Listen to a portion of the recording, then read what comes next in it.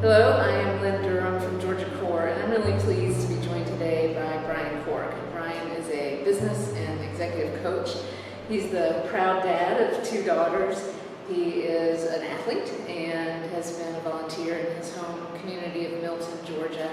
He's also surviving stage 4 lung cancer, and he's one of the most positive people I've ever met, and I really wanted to talk to him for Survivorship Month about his cancer journey and hear how he is doing. Brian, thank you so much for joining me. I'm glad I'm here. I am too. Tell us a little bit about your cancer journey so far, your diagnosis, how you reacted to that, and where you are now. So I'm going to correct the surviving part. Okay. And so I think the key is to build a bridge from survival to thriving. Right? I don't want to, or I won't accept the fact that cancer can be a limiting factor. I want to believe it's a stepping stone to something that maybe could bring the best out of myself, and then maybe I can share that with other people. That's not me being jingoistic. It's like when I first found out about this situation, my literal first question was, okay, what am I going to do with it? I've been training for this my entire life, but now what? It's showtime, literally. So I think as a cautionary tale to the people that will find this video of interest, it's signs and portents. You know, I've lived my entire life with a code, just trying to do the right thing. My nana, my mom's grandmother used to always say, keep doing the right thing, you can't go wrong. So that's how I tried to live my life. And part of that was fitness and acuity. I had very few vices. I barely drink. I have never smoked. I grew up in a household where I'd wake up every morning to the aroma of coffee and cigarette smoke. My parents were avid smokers and coffee drinkers. And so I don't like coffee or cigarette smoke. And I've been a runner my entire life. And so, you know, I'm now 61 years old, so I tell people I'm almost 100, right? And I train relentlessly. And 2 years ago, maybe longer, I started to feel and sense things in my body that they didn't feel right. There was a pain in my right pec. I thought I torn it. So I was trying to train around that. And it wouldn't heal, which is not like me because I'm like Marvel Comics Wolverine. I always heal quickly. There were other things. There were strange pains that I was thinking, well, is that age or is that accumulated injury? What is that?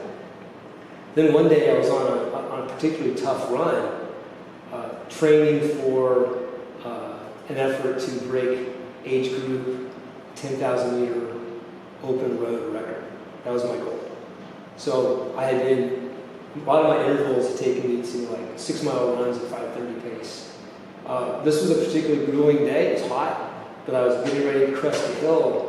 And I felt like a balloon had popped in my chest. I just couldn't catch my breath. And that had never occurred to me, or actually had happened with me before. And I had to stop. I had to walk. I couldn't walk. I bent over. I caught my breath, and I was like, well, that's weird. I finished the run. A couple of weeks later, I was at a business trip in Virginia. And our common old haunting ground. Yes. And I was having a lot of pain in my upper right shoulder. And an associate says, oh, that's gallbladder. My dad had that. I was like, well, that's weird. I can fix that. So I called my primary physician, and she goes, well, you haven't had we haven't looked you over, you know, for about a year or so. She goes, why don't you come on in? I'm like, oh, all right. So the first thing she did was listen to me, and then she took she wanted a blood test, and she put the word stat on it. I was like, okay. Oh. Called me the next night, and she goes, I don't like what I'm seeing. I want you to get a chest x-ray. I'm like, and she goes, we're going to do that stat. I'm like, okay, I don't like that either, but I'm in.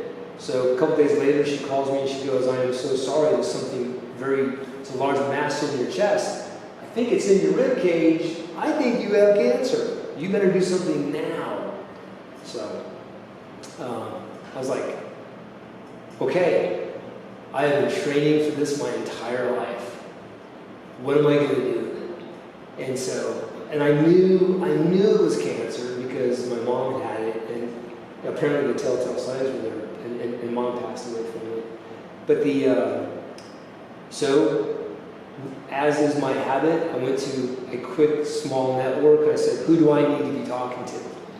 And 2 names came out really quick. William Dubosky at Atlanta Cancer Care and Syed Mahmood, his protege. And so everyone's like, you know what? Those are your guys. Don't mess with anybody else. A lot of great people out there. The community's awesome. But those are your guys for whatever reason. And so we tried to call them. They're booked. A dear friend, Valerie Darling, who has her own story in her family and a close association with that group, made a phone call, got me in. I met with Dr. Mahmood, and basically he said 2 things. He goes, I'm looking at your x-ray. I think we're looking at 2 things. We're looking at an end-of-life event. You probably have a few months. Or you have what we're calling a mutation. If you have the mutation, things are different. There's actually a protocol for that. I'm like, well, that would be cool. Okay, that means I am a mutant after all. I like that. And I'm not making that up. That's just literally how my mind works. Because I literally was thinking to myself, okay, I get to stomp around, thumping my chest, saying I'm a mutant after all. And so I decided that I was going to have that mutation. And he put it in clarity. He also said that someone like you that's lived your life the way you have, you don't smoke, you barely drink, you just don't do the things, you don't put yourself in positions, other than having been a firefighter. Right, so that but I don't remember, except for being in some gnarly wildland firefighting situations, But, so all of a sudden the word stat becomes this meaningful word in my life. He goes, we need to go have a biopsy and we do that stat. And that's going to tell us what we need to know. So that was grueling. It was funny because that morning when I went in, and then when I finally woke up from it, I had done push-ups before I went in. Right, and I'm happily doing 180 push-ups a day, and so I did that, and I felt okay. But when I woke up, I was in I could barely move my back. They had to move me around so aggressively that they threw my back out. Oh my gosh! Wow. But they got the image that they needed, and 2 days later, I'm in Mahmood's office, and he's kind of stammering around, and he goes, "We have great news. You have the mutation." And I'm like, lottery, there you go. Right? I mean, so after my initial consultation with him, I'd actually gotten to my knees and I said, hey, what do you say? Why don't you give me that mutation if I don't already have it? And sure enough, he goes, so we're not going to talk about end of life today. We're going to talk about what you do going forward.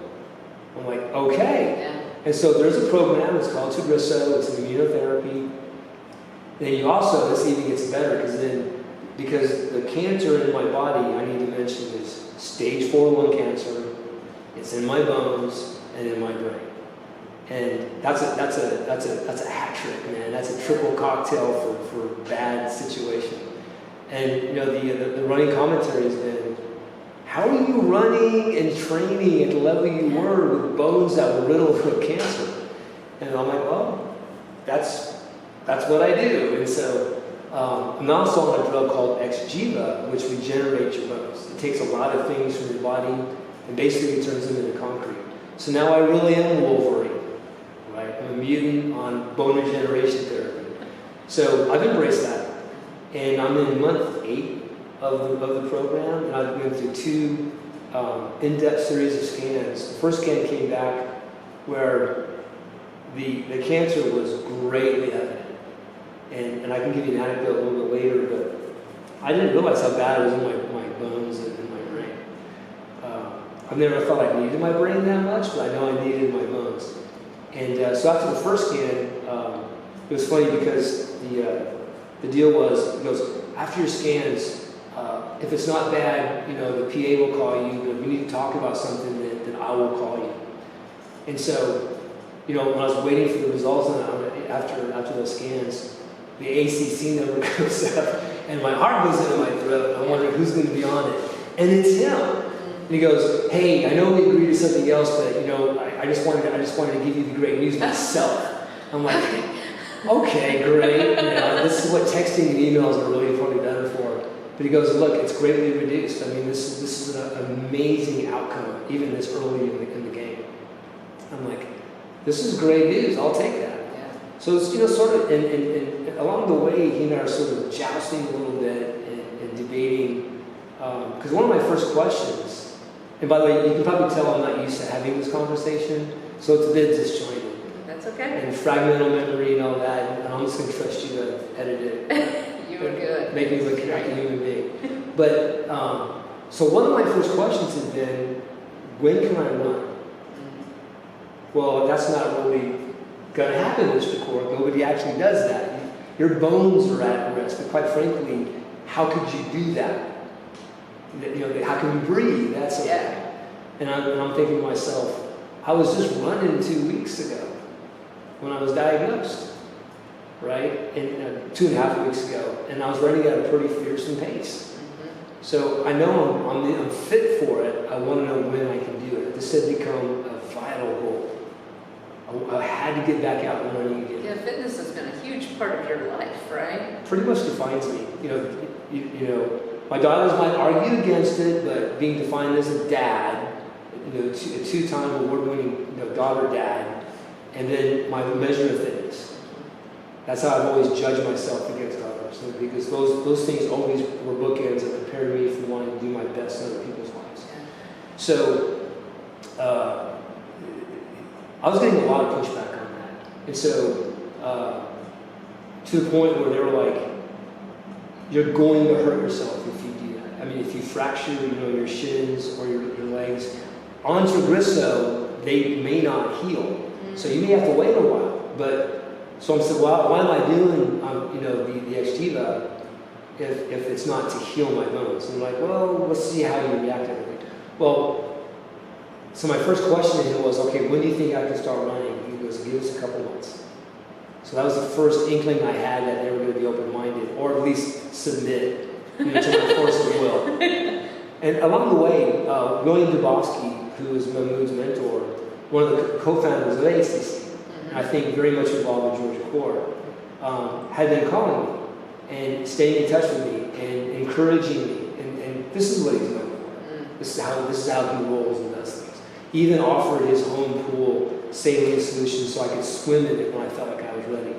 Because running, cycling, and swimming, body work, those are all central to my fitness routine.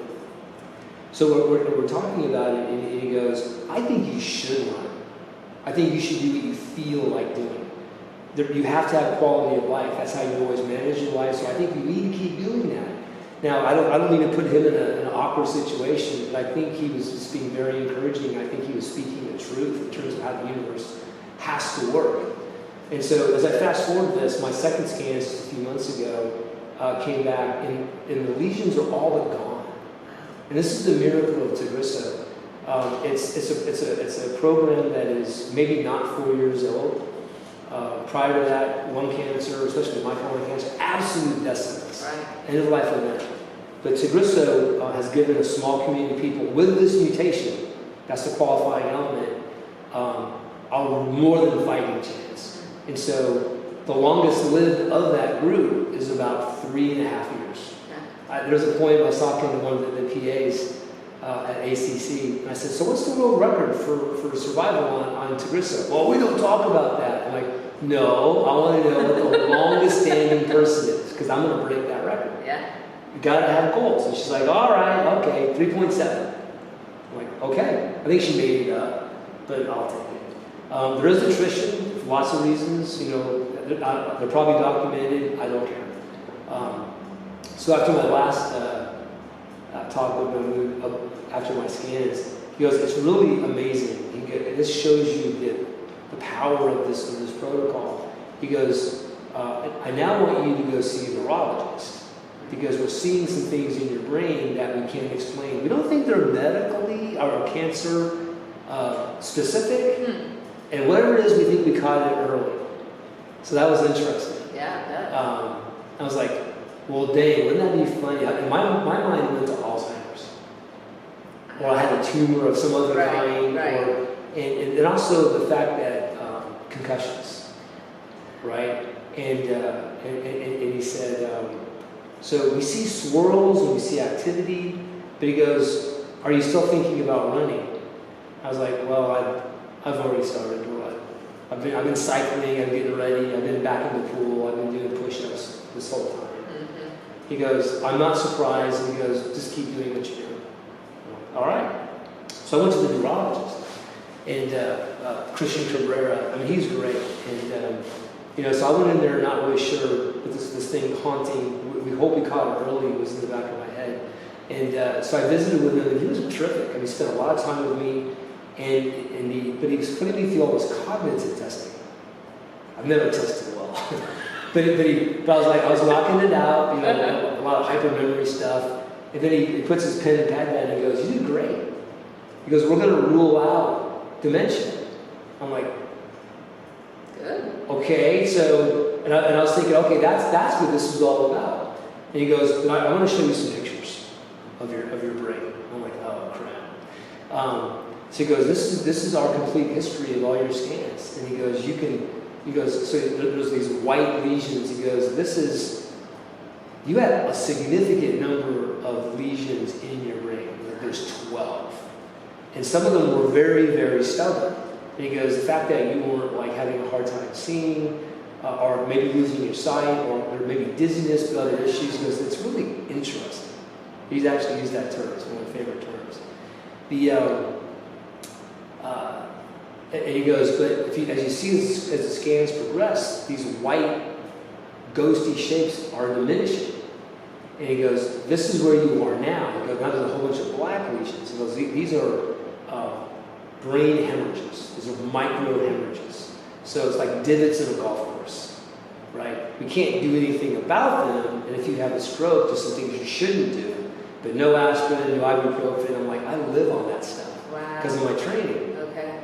So I'll tell you in a few minutes about what I'm doing that's so radically different in my life, right? That I think is actually a blessing in disguise. But he goes, do you think you've ever had any concussions? I'm like, I know I've had concussions. It kept me out of the Navy. It kept me out of doing a lot of things, right? He goes, well, how many do you think you've had? I go, 4 that were diagnosed. He goes, well, we think you've had at least 6. Wow. And so he goes, we see that. So he goes, now that's something that combined with the scarring in your brain, something you've got to be mindful of. But I can't really tell you what not to do or what to do. But try not to have trauma in your head. If you can do anything, don't take aspirin and try not to have trauma in your head. Those could be catastrophic events. I'm like, okay. Which the problem with that for me is that with the world literally on fire, certainly California and Oregon, I was going to try to get back into wildland firefighting. I wanted to become a smoke jumper again. I qualified, I made some jumps, I'd done well. Not a lot, but it's something that I wanted to do again, especially in my 60s. I think the cutoff was like 46 or 47, and the people out of Boise were going to actually give me a chance to go and try to get recertified. I think they were just kind of being nice to me, but I was going to do it. So you can't jump out of an airplane, without the risk of bumping your head. Mm-hmm. So all this sort of conspired against me, against some of the things I thought I wanted to do, but not necessarily the things that I should be doing. And so I walked out of there with him saying, keep doing what you're doing. Go live your life. Mm-hmm. Now, one thing he did point out, he goes, if you look at your skeleton, he goes, the scarring in your bones is significant. I mean, this was widespread. I've been feeling pain in my forearms, I was in my elbows, in my clavicles, in my rib cage, it's in my back. Apparently it was in my shins, and maybe in my hip girdle, all those areas. And he goes, but the lesions are gone, right? But the scarring is significant. That Exgeva drug that you're on, that's going to be the game changer for you along with Tagrisso. So I'm like, okay, just got to stay the course. But to companion all that, I decided, how could I double down on preparedness and being meaningful and just taking every step that I possibly could to win. I don't want to survive. I mean, I really want to thrive. I want to win. I told Mahmoud that when he presents his white paper, I want to be that guy standing next to him, grinning into the camera, as the best example of what, how you take a situation and you wrestle it to the ground, you punch it in the face, and then you own it, and then you make it work in your own favor. And so, that's where I am today. I keep saying things like, I've been training for this my entire life. And I have. All the things I do for fitness, but even the way I do business, it's always about being ready. It's always about being prepared. It's always having a plan. Having a plan for the people around you. So I really started to focus on my nutrition. And you and I have been at Starbucks together, and you saw me drink those chai lattes. Yeah. Well, I used to drink, or I used to eat 5 of those a day. Those are jammed with like 32 grams of sugar and dairy on top of everything else. I'd eat 5 of those a day, and I'd go run that evening. And I've had, over the years, I've narrowed it down to 2. But I love chocolate chip cookies, and I usually just eat whatever I want to because I can. Well, one day, the nutritionist from ACC called and she goes, "Hey, what are you doing about, we're starting to watch you more closely because we know you're running, you're doing things that are very unusual on this protocol. There's some tennis players, but there's no runners and swimmers and mountain climbers and that sort of thing. So what are you doing?" I said, "Well, I made it up." I said, "I'm changing my nutrition plan."